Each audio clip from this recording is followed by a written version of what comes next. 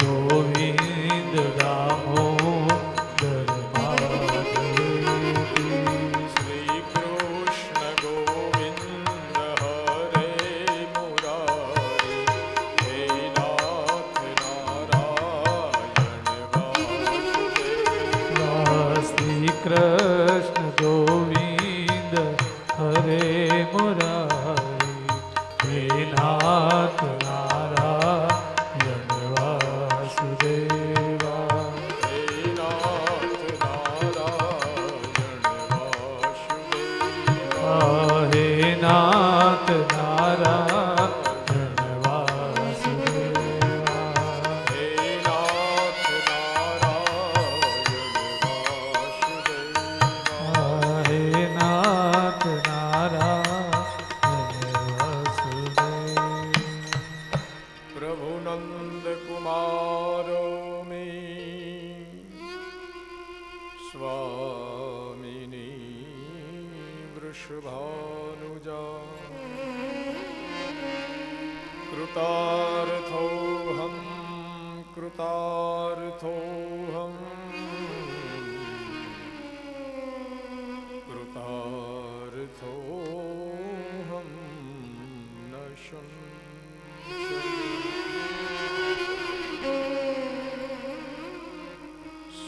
સચ્ચિદાનંદ રૂપાય વિશ્વોત્પત્યાદિ હેતવે તાપત્રય વિનાશાય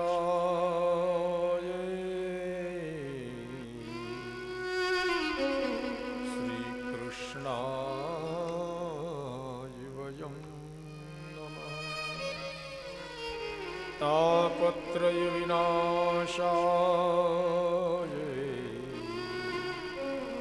શ્રી કૃષ્ણાય વયમ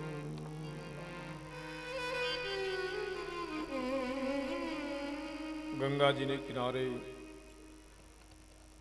સુખદેવજી મહારાજ પરીક્ષિતજીને શ્રીમદ ભગવત કથા સંભળાવી રહ્યા છે. બદ્રિકાશ્રમની પાવન ધરતી પર મૈત્રેયજી ઋષિ ભક્ત વિદુરને શ્રીમદ ભાગવત કથા સંભળાવી રહ્યા છે. સુખદેવજી મહારાજ પધાર્યા છે. તમામ મહાત્માઓ એનું સ્વાગત કરે છે, એનું અભિવાદન કરે છે. સુખદેવજી મહારાજ એક આસન ઉપર બેસી અને શ્રીમદ ભાગવત કથાનું શ્રવણ કરે છે. સુખદેવજી મહારાજ કહે છે કે પ્રભુ, પરીક્ષિત મહારાજ કહે છે કે હે મહારાજ, જેમ બને તેમ મને ભગવત કથા સંભળાવો, મને ભગવત કથા સંભળાવો. બસ 7 દિવસમાં મારું મૃત્યુ છે પ્રભુ, પણ મને એમ લાગે છે કે આ બ્રાહ્મણનો શ્રાપ નથી, મારા માટે તો એ આશીર્વાદ રૂપ બન્યું છે. બાકી ઘડી પલની ખબર નથી ને કરે છે તું કાલની વાત, જીવ ઉપર જમડા ફરે જેમ તીતર માથે બાજ. એક ઘડીની પણ આપણને ખબર નથી. પરીક્ષિત મહારાજ સુખદેવજીને કહે છે કે પ્રભુ, મારા માટે એ શ્રાપ નથી, પણ મારા માટે આશીર્વાદ રૂપ થયું છે. 7 દિવસ સુધી કાળ પણ મારો વાળ વાંકો નહીં કરી શકે, એ મારા માટે આશીર્વાદ રૂપ બન્યું છે. પ્રત્યાયાંતિ ગતાર્ન દિવસમ કાલોદ જગત ભક્ષિત. કાળ એક દિવસ મારું તમારું ભક્ષણ કરી જવાનો છે. ક્યારે કાળની થપાટ વાગે, ક્યારે બધું હતું નતું થઈ જાય, એની કઈ ખબર રહેતી નથી. અને તો છતાં પણ માણસ કેટલું બધું પોતાના શરીરને શણગારે છે. ઘણા તો બાથરૂમમાં જાય ને તો પોણો કલાક સુધી તો બાથરૂમમાંથી બહાર જ નથી નીકળતા. બીજા બિચારા લાઈનમાં ઊભા છે, આ બારો નીકળે તો કોકનો નંબર લાગે ને.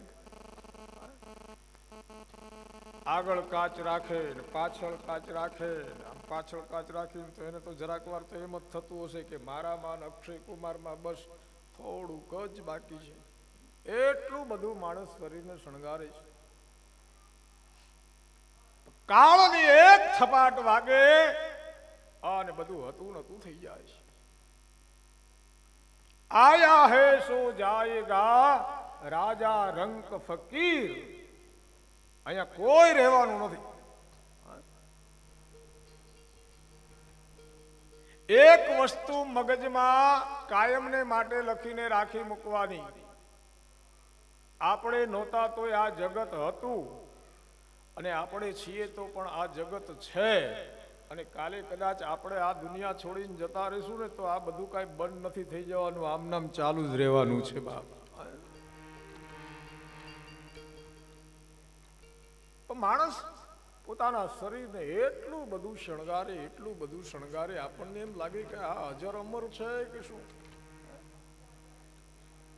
એ માને મારું રે મકાન કરે રંગ ને રોગાન. હે માને મારું મકાન કરે રંગ ને રોગાન. હે માને મારું મકાન કરે રંગ ને રોગાન. હે માને મારું મકાન કરે રંગ ને રોગાન. માને મારું મકાન કરે રંગ ને રોગાન. પેલો ઉપર વાળો માંડ માંડ આપણા વાળ ધોળા કરે તો આ પાછો પીછો લગાડીને કાળા કરે.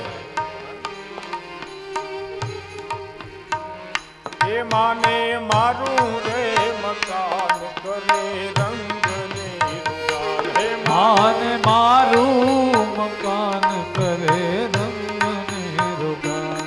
જાણે કાયમ લીધું છે વેચાણમાં, વેચાણમાં તારે રેવું ભાડાના મકાનમાં. જાણે કાયમ લીધું તે વેચાણમાં, એ વેચાણમાં તારે રેવું ભાડાના મકાનમાં. જીવ શાને કરે છે ગુમાનમાં, અભિમાનમાં તારે રેવું ભાડાના મકાનમાં.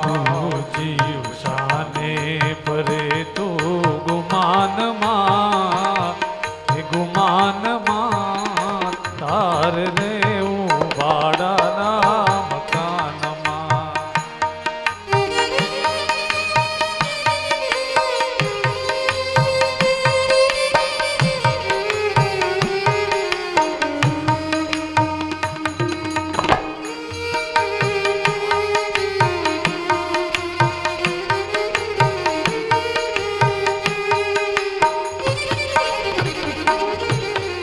આ ખોળિયું એક દિન ખાલી કરવું પડશે. ખોળિયું એ માણસ ગમે એટલું શણગારે પણ એક વખત આ ખોળિયું ખાલી કરવું જ પડે છે બાપ. આ ખોળિયું એક દિન ખાલી કરવું પડશે. ખોળિયું એક દિન ખાલી કરવું પડશે. આ સગાને વાલા તારા કોક મૂકી રડશે. સગાને વાલા તારા ભોગ મૂકી રડશે. ઓલા જમડા કહી જાશે કાનમાં, એ કાનમાં તારે રેવું ભાડાના મકાનમાં. ઓલા જમણા થઈ જાશે તને કાનમાં, થઈ કાનમાં તારે રેવું ભાડાના મકાનમાં. આહો જીવ શાને કરે છે ગુમાનમાં, અભિમાનમાં તારે રેવું ભાડાના મકાનમાં.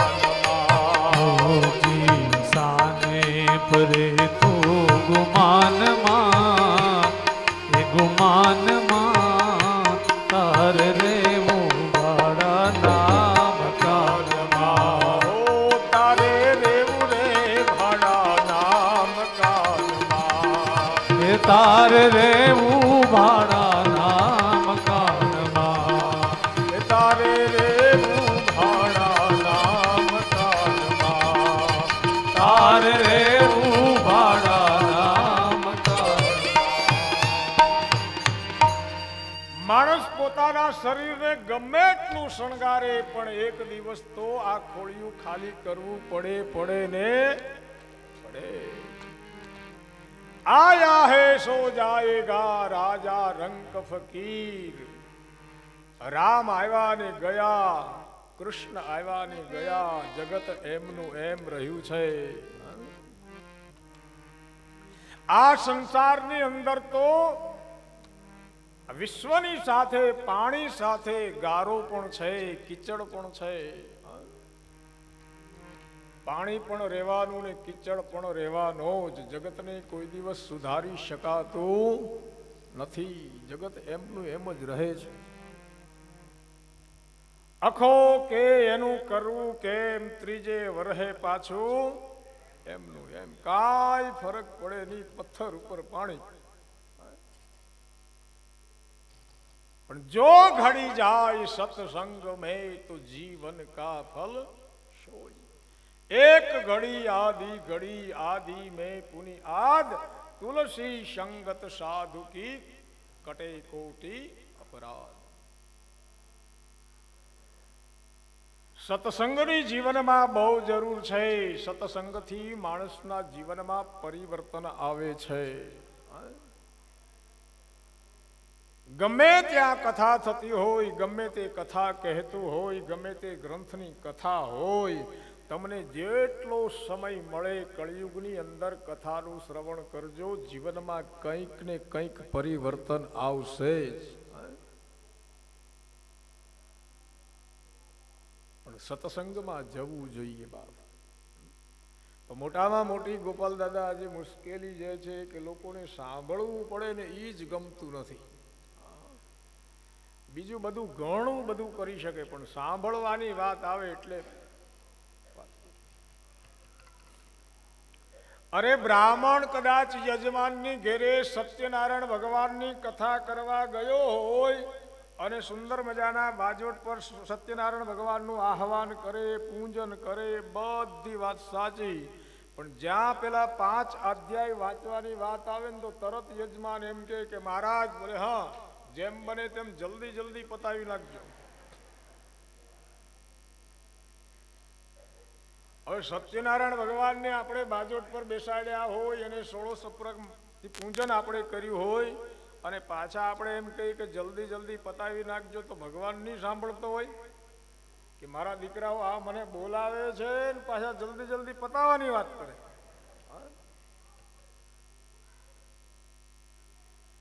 સત્સંગથી જીવનમાં પરિવર્તન આવે છે. સઠ સુધરે સત્સંગત પાઈ. સત્સંગના પ્રભાવથી જીવનમાં થોડા ઘણા અંશે પરિવર્તન આવે છે. ઘર છોડીને ભાગી જવાની વાત કરી જ નથી, કેવળ જાગવાની વાત કરી છે, ભાગવાની વાત નથી કરી. ભગવા કપડા ધારણ કરી લો, માળા ને કંઠીને ધારણ કરી લો, હાથમાં ત્રિશૂળ ડમરું લઈને ઘર છોડીને ભાગવાની વાત જ નથી. કેવળમાં કેવળ જાગવાની વાત કરી છે. બસ જાગો.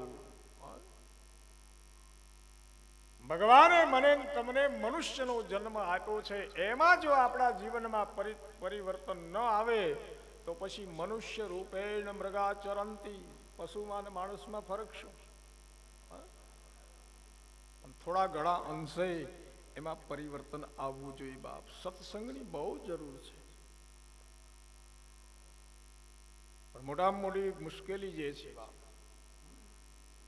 અમે કથા સાંભળવા જઈએ, મળે જ્ઞાન પણ કાંઈ ના લઈએ. અમે કથા સાંભળવા જઈએ, મળે જ્ઞાન પણ કાંઈ ના લઈએ. એ અમે કથા સાંભળવા જઈએ, મળે